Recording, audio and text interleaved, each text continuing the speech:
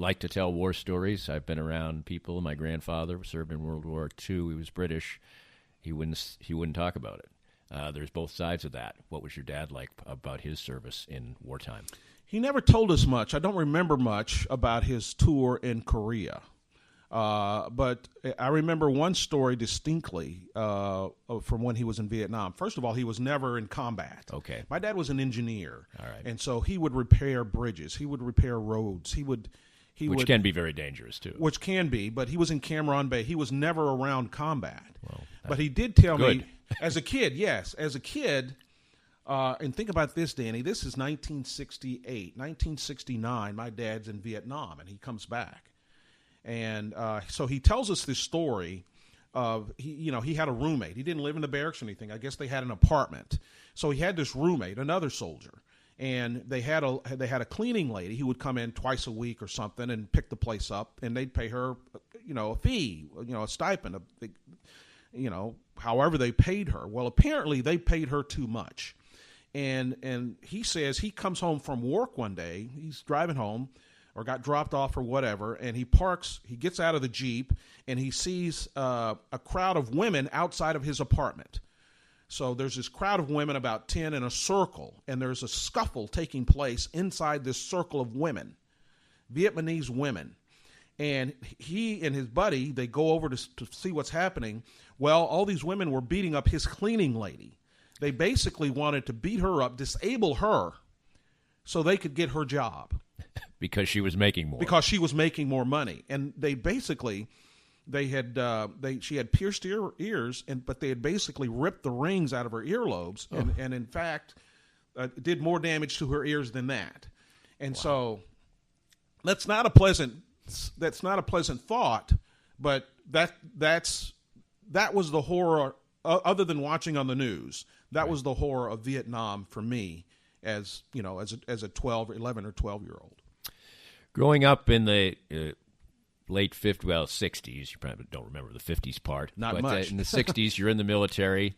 In some ways, that was probably a better refuge for some African-American people, but in some cases, maybe not.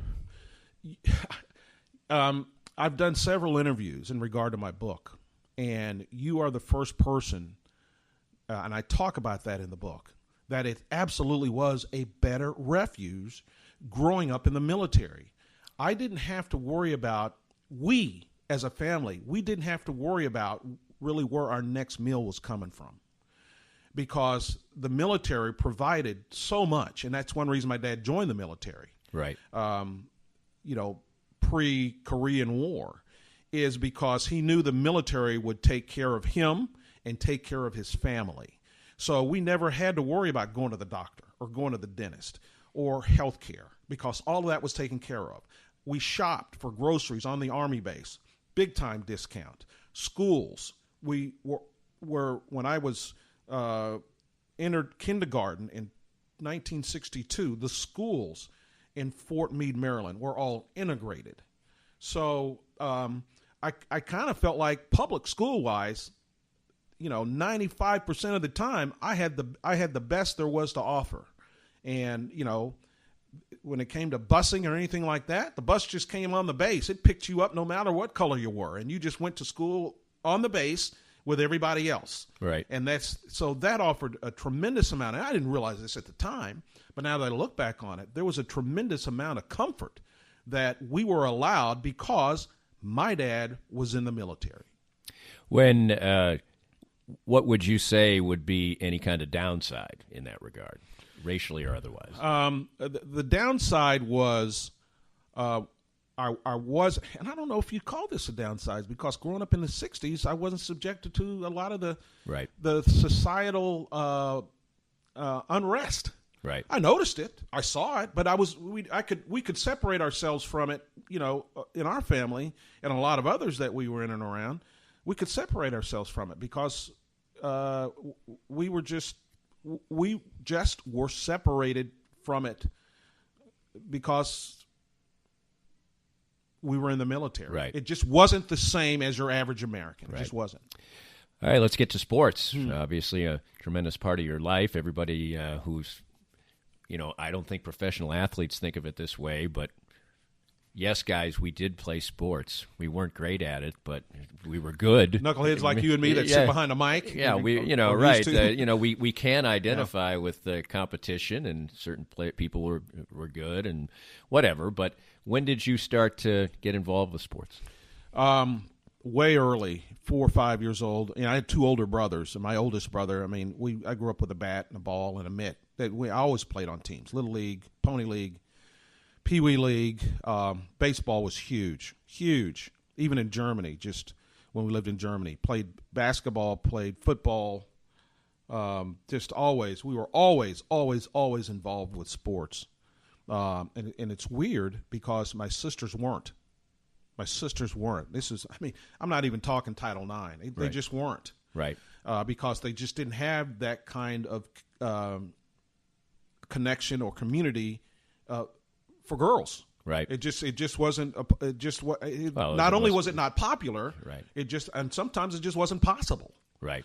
So, but I grew up around sports, loving sports, and even though, because we had 10 people in our family, mom, dad, 8 kids, we only had one TV. And usually, obviously you didn't have the channel choices. You didn't have the choices you have now. You just had the 3. And most often, especially on weekends where everybody else was doing something else, I was in front of the TV, man. I was watching a game. Even though there was one game on Saturday and one game on Sunday. You watched it. I'm watching it. I'm watching it, more than likely. Yeah, I loved to play sports, and I was a good athlete when I was a kid, relatively, for that setting. But I remember vividly that as a precursor to what I would eventually do, many times my mother kicking me out of the house because I wanted to watch games rather than go out and play. Mm-hmm. And she had to get outside. It's a beautiful day. And I'm like, the Army-Navy game's on here. I want to watch that. And she would kick me out because I wanted to watch games. I was so often, I didn't understand Army-Navy back when I was growing up or anything like that. But I did understand Mickey Mantle. I did understand Willie Mays. I did understand Hank Aaron. I did understand the Boston Celtics. I did understand the LA Lakers. And a big reason I did was because, and the Dodgers, a big reason I noticed those teams was because they had black stars. Right. And that's who, my dad was never that interested in sports, but my mom was. And that's who she gravitated to. Right. I remember coming home from school, the first day of school, and I don't know, Danny, I'm in the 7th grade, maybe, 6th, 7th grade, and my mom is bouncing off the walls because Hank Aaron had played in Cincinnati, the Braves, Atlanta Braves. He had just tied the record at 7-14. He did it on opening day at Cincinnati, and she is bouncing off the walls. And then a couple of days later, he breaks the Babe Ruth record at home against the Dodgers. Yeah, Monday Night Baseball. Yeah, and my mom loved the Dodgers because of Jackie Robinson. Right. She loved the Giants because of Willie Mays. She loved the Celtics because of who was the guard before JoJo White? We'll figure it out eventually. And of course Bill Russell. Right. Who was his point Casey guard? Jones. Casey Jones. Right. So I grew up through that through my mom's eyes and her prism. That's how I became. Those were the big stars in my life growing up. And the other two I mentioned, Mickey Mantle was Joe Namath. And those New York teams were always on TV. Man, I love Joe Namath. I had that Joe Namath poster on my wall. You know where he was right. driving, had the white shoes on, Joe Willie, and all these guys. There's mayhem around him, and he's sitting in the pocket just like cool as a cucumber. Joe Willie and Mickey Mantle was on every Saturday. Right. Joe Pepitone and Roger Maris, man. I mean, those were my heroes. The title of the book, One for the Coyotes, is a football story. Mm-hmm. What about your football career? I grew up, playing pee wee ball and all that kind of stuff. But by the time I was in 5th grade, we had moved back to Texas for good. Right. And we moved back to Texas, and then my dad spent 2 years in Vietnam during that 1967 to 1972 time frame. And so even though he was part of the military, my parents bought and built a home in Mineral Wells, which is right next to Fort Walters, where I was born, west of Fort Worth. And if you grow up in Texas, you know, there's a number of ways to put this, but there's 3 sports in Texas. I've heard the 3 sports are football, politics, and religion. I've heard the 3 sports are football, religion, and spring football, or football, politics, and spring football. But football is always in there, Right.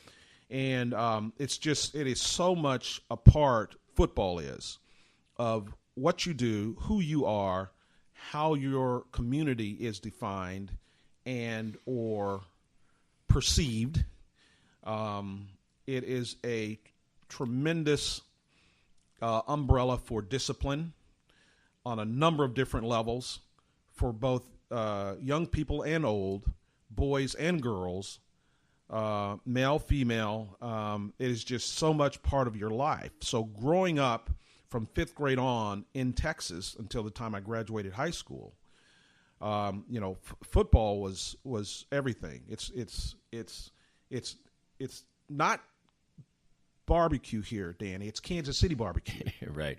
And it's not football in Texas. It's Texas high school football. Right. And so it's just so different and so unique. In fact, when I moved here in 1985, and it took me a while. It took me numerous years, 5-6 years, to finally, just put the importance of football in Texas over there, because it's so different here. Right. And I struggled with it early on. Why don't they care as much? Yeah. Yeah. They care here, but they care about different stuff. It's not a lifestyle. Yeah. There's different things, and but there it's just different. Yep, absolutely. What was your high school experience like? As far as football is concerned, what position did you play? Well, I was a wide receiver, defensive back, and I was fortunate enough. And I believe this philosophy has come into play here locally. Let's say in western Kansas, eastern Kansas, western Missouri, or let's say the Midwest.